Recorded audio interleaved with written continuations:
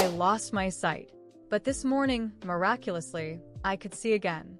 I wanted to tell my parents the good news, but I found a crumpled up tissue under my bed. There was a message on the tissue. Don't tell them you can see. 3 months ago, I lost my sight because of a car accident. My parents moved us away from the city in order to take better care of me. But this morning, I miraculously regained my sight.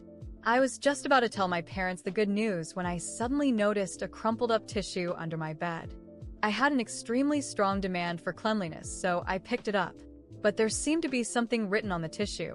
As I smoothed it out, I frowned. Don't tell them you can see. The handwriting was messy, as if someone had written it in a great hurry. There was no one else here. Them obviously meant my parents. But then I had no idea who could be the one leaving this message. During these 3 months, the only people who came to my room were my parents and my husband, Noah. Just then, there was a knock on the door. Ella, Eve made you some soup. My mom's kind voice sounded from behind the door. I casually threw the tissue into a dustbin, but when I opened the door, my pupils shrank. A woman was standing at the door with a bowl, looking at me, smiling. Her lips were bright red, and the smile on her face looked eerie. She was not my mom.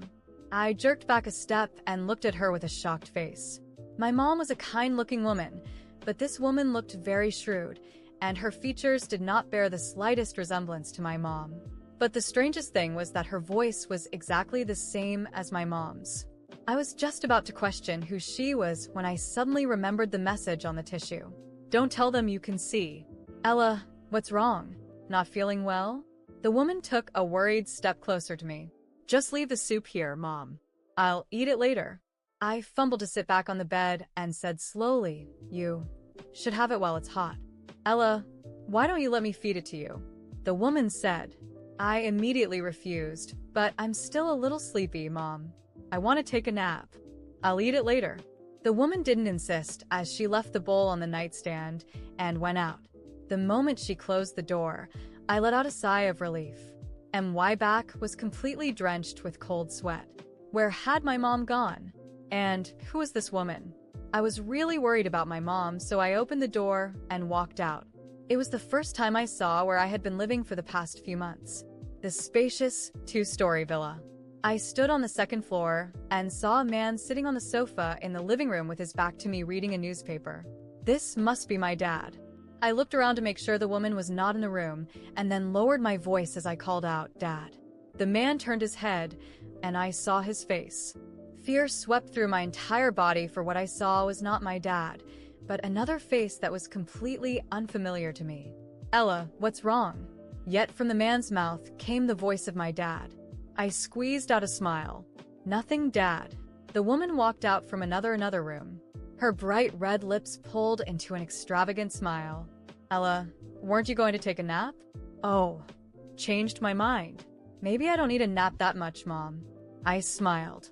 Then let me help you eat the soup. The woman brought out the soup from my room and fed it to me with a spoon.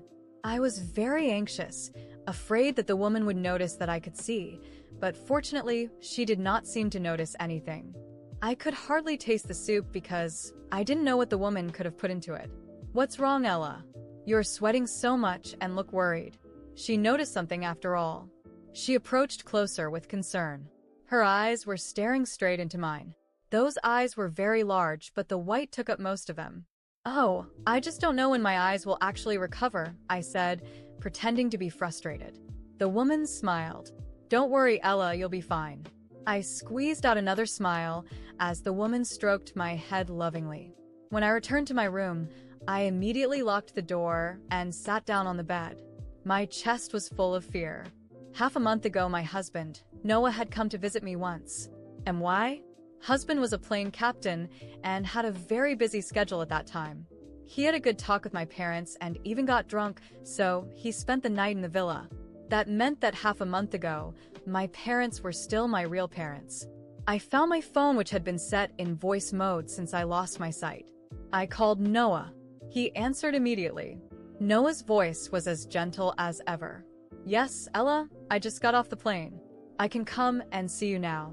Noah, this might sound crazy to you, but believe me, all I'm going to tell you now is true. I said in an urgent tone. Noah was silent for a moment before he said, "I will believe whatever you say, Ella, no matter what it is." I told Noah everything. "I'm coming over right now, Ella." The airport was about an hour's drive away. Noah coming over eased a lot of my anxiety. Suddenly, there was a knock on the door. "Ella, it's time to take your meds." My dad's voice sounded outside, but I knew it wasn't my dad. It was that strange man. Heartbeat faster, and I stared at the door. As I didn't answer him, the man began to turn the doorknob. "Why did you lock the door, Ella? Your eyes won't heal if you don't take your meds." The man urged me to open the door, but I was determined not to open it. Not until Noah came over asleep. "Okay." The man chuckled. I heard his footsteps going down the stairs. I breathed a sigh of relief, but something felt strange. I had a strong feeling of being watched. I walked nervously to the door and listened for movement outside.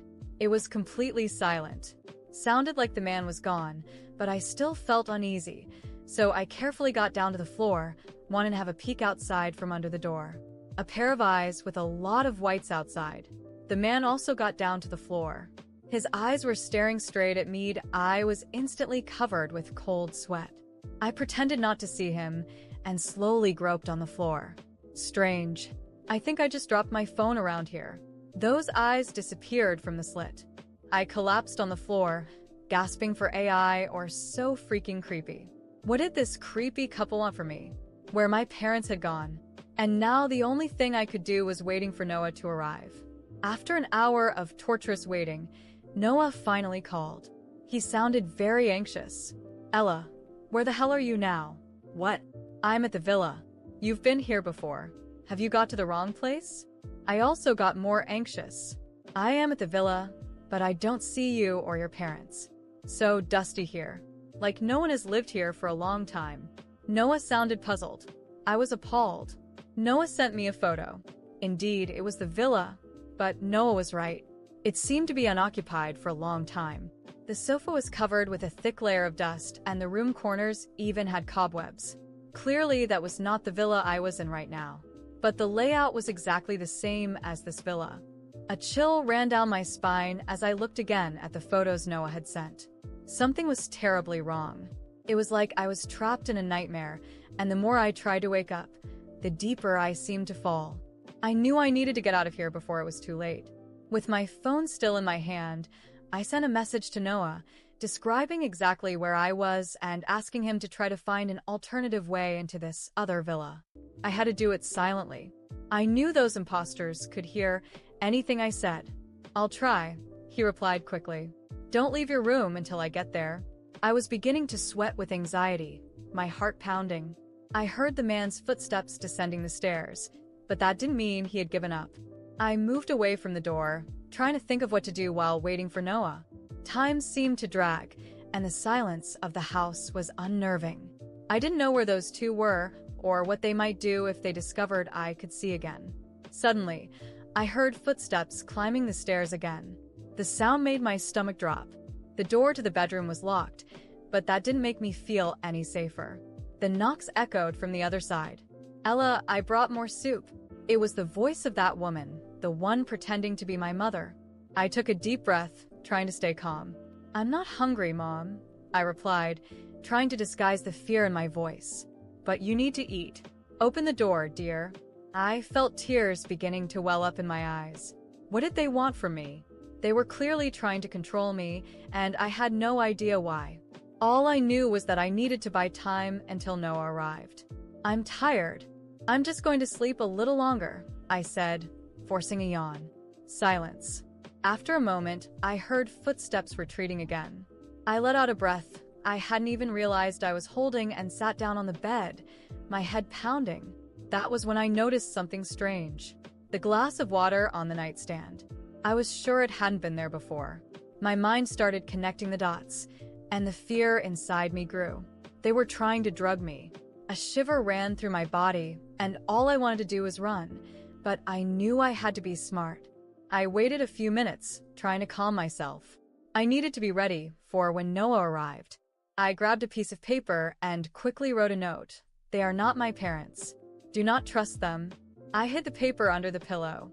hoping Noah would find it if something went wrong. Then I heard a noise coming from downstairs, a door slamming, and then quick footsteps. Someone was coming. I stood up from the bed, my heart racing. When the doorknob started to move, I backed away instinctively. It was locked, but I knew it wouldn't last long if they wanted to get in. "Ella, dear, open the door, please." The woman's voice came, now without any sweetness, as a cold command. "We don't want to hurt you." My body froze. The doorknob kept turning, and I knew they might try to break the door down. Desperation washed over me, and then I remembered the window. It was my only way out. I went to it quickly and looked down. It was high, but maybe I could make it down using the balcony railing. Without thinking twice, I opened the window carefully and began climbing down, gripping the railing and trying not to look down. The cold night wind gave me chills, but I couldn't stop. As soon as I reached the ground, I started running, not looking back. My legs were trembling, but I needed to find Noah. I ran through the villa's yard until I reached the gate. It was locked, of course, but there was an opening in the fence, a small hope. I squeezed through it, scratching my arms, but I managed to get through. As soon as I got to the road, I saw headlights approaching. It was Noah. I ran towards the car, waving frantically. He stopped abruptly and got out, running towards me. "Ella." He hugged me tightly, and I allowed myself to cry, relieved to finally be with someone I could trust. "They aren't my parents, Noah," I screamed, sobbing. "They're imposters trying to keep me trapped there. Let's get out of here now." He pulled me to the car, and I quickly got in. Noah went around and got in the driver's seat, immediately speeding away. I looked back through the window. The villa was there, but something seemed different. The lights were off, and for a moment, it looked even more abandoned, like the photo Noah had shown me. I felt dizzy, like I was losing my grasp on reality. "You're safe now, Ella. I promise." Noah's voice was firm, but I noticed something in his tone that unsettled me. "Where are we going?" I asked, trying to keep my fear under control. "To a safe place where no one can hurt you." Suddenly, something felt wrong. I looked at Noah's face, trying to find the comfort he always gave me, but his eyes were fixed on the road, and there was something in them that made me uneasy. I remembered the note I left under the pillow. What if Noah wasn't who I thought he was either? "Noah," I began, hesitant. "You believe me, don't you? About everything I said?" He looked at me for a second, with a strange smile on his lips. "Of course, Ella. I always believe you." My heart sank, and I realized the nightmare was far from over.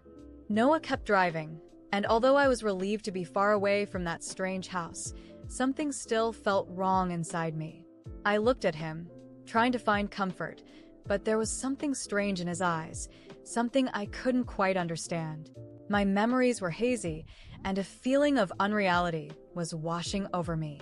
Suddenly, I began to feel incredibly weak, as if all the strength was leaving my body.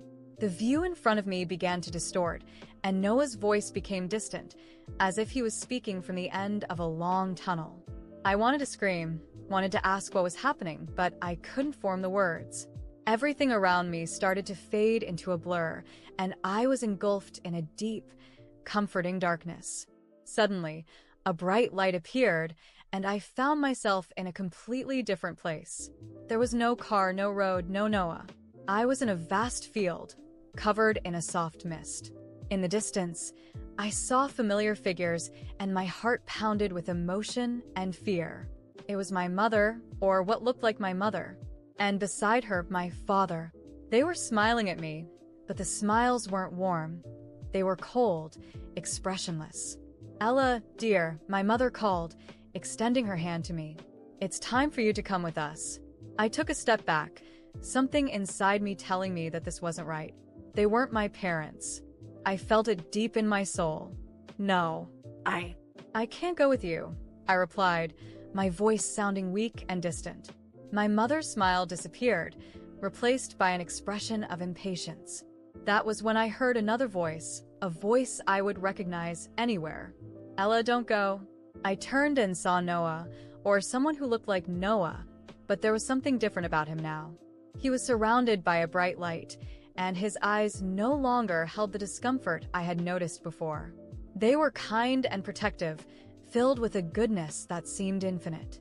"You can't go with them, Ella," he said, approaching me and extending his hand. "It's not your time."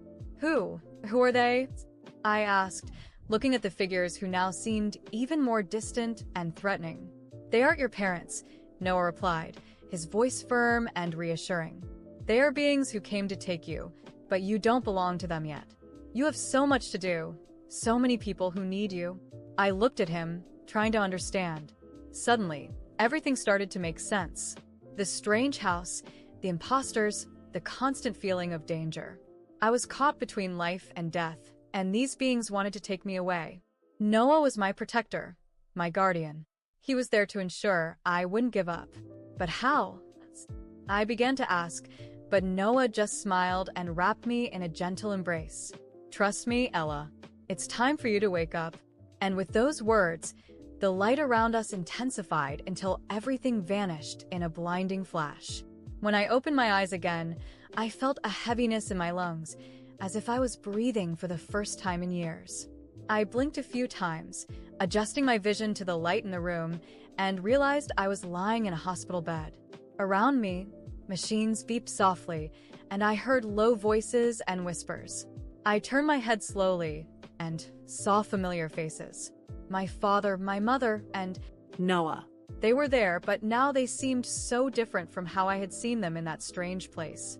My mother had tears in her eyes, and my father held her hand tightly, as if he couldn't believe what he was seeing. "Ella," my mother whispered, and then her tears flowed freely. "She woke up. It's a miracle," I heard my father say, his voice choked with emotion. Noah was beside them, but not as I had seen him before. Now he was my husband, the man I loved and trusted. His eyes were filled with tears, and when our eyes met, he smiled, a smile so full of love that it nearly broke my heart. That was when I understood. All that time, I had been in a coma. The car accident had left me in a state between life and death, and what I experienced was a near-death experience. The beings who looked like my parents were forces that wanted to take me, but Noah, or a representation of something greater, saved me. He was my guardian angel, the one who had fought for me to have another chance at life. Through her tears, my mother explained that the doctors had already lost hope. They had authorized the disconnection of the machines that were keeping me alive, but somehow, at that exact moment, I came back. They said it was a miracle, and I knew, deep down in my heart, that it truly was. After that, nothing was the same. I began to believe that there was something greater, something divine watching over me. I started seeking answers in faith, in spirituality, because I knew that experience had been more than just a dream. It was a sign, a gift, the chance to start over. Today, I am grateful every day for being alive. Waking up from the coma and seeing my family by my side, especially Noah, felt like being reborn. And I will never forget the light, the gentle whispers of Noah telling me that it wasn't my time yet. After waking up from that coma, my life changed completely. I became a different person, someone who had a new appreciation for life and what it means to be alive. That experience wasn't just a strange dream or a delirium caused by the coma. It was something much deeper, something spiritual that connected me to something beyond human understanding. It didn't take me long to realize that I needed to share what I had experienced. Today, I dedicate a large part of my time to giving talks in churches and community centers. I share my story with those who need a reason to believe, to find hope. I stand at the pulpit and see attentive faces, some skeptical, others already with tears in their eyes before I even begin to speak. And I always start the same way. I went to a place where light and darkness coexisted. I stood between life and death, and somehow, someone was there to bring me back. I talk about the beings I encountered who looked like my parents but were not. I talk about the fear I felt, the confusion, and about the one who saved me, Noah, or at least a part of him, a representation of a guardian angel. Whenever I reach that part, I feel a tightness in my chest. I can't explain exactly who or what Noah was in that moment, but what I know is that without him, I wouldn't be here today. My family still gets emotional every time I tell this story. I remember the first time I shared everything with them after waking up. My mother cried so much she could barely speak, while my father stood beside her, his eyes filled with tears. They told me that, to them, it was practically impossible to believe I had survived that accident. When I was taken to the hospital, the doctors had no hope. The injuries were too severe, and, to make matters worse, right after the surgery, I fell into a deep coma. It was at that moment that I lost my vision, not physically, but because I was trapped in a limbo state, a battle for my soul. The loss of sight, the dark and confusing environment I experienced in that dream, was a representation of the vulnerable state I was in, caught between the world of the living and the dead. When I talk about the beings trying to take me away, my mother always cries.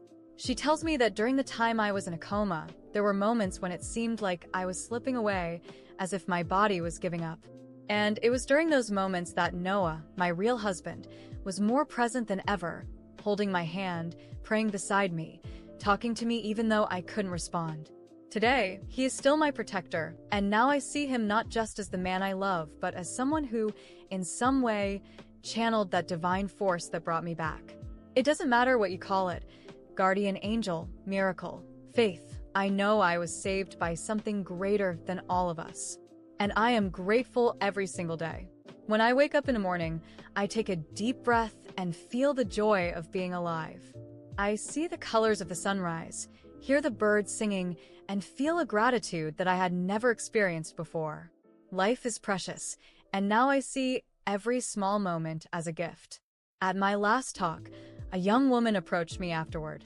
She had tears in her eyes and told me she had lost hope in life, that she felt there was no reason to go on. After hearing my story, she found a new meaning. She said that if I could come back from something so devastating, then maybe she could find the strength to move forward too. When I hugged her, I felt that I was doing the right thing. My experience was not in vain. I was here to help others see the light, even when everything seemed shrouded in shadows. And whoever that guardian angel was, whether it was Noah, his essence, or something that took his form to save me, I am eternally grateful. I know it wasn't my time, and now I live each day as an opportunity to honor the gift I received. My family fully supports me on this journey. They are part of my new life, a life full of purpose. And every time I remember their scared faces at the hospital when they thought they would lose me, and the indescribable joy I felt waking up and seeing them all by my side, I know I am here for a reason. Today, we are closer than ever, and every hug, every smile, carries a greater weight, a certainty that miracles are real and that faith can move mountains. Yes, the doctors said it was a miracle, and I believe it.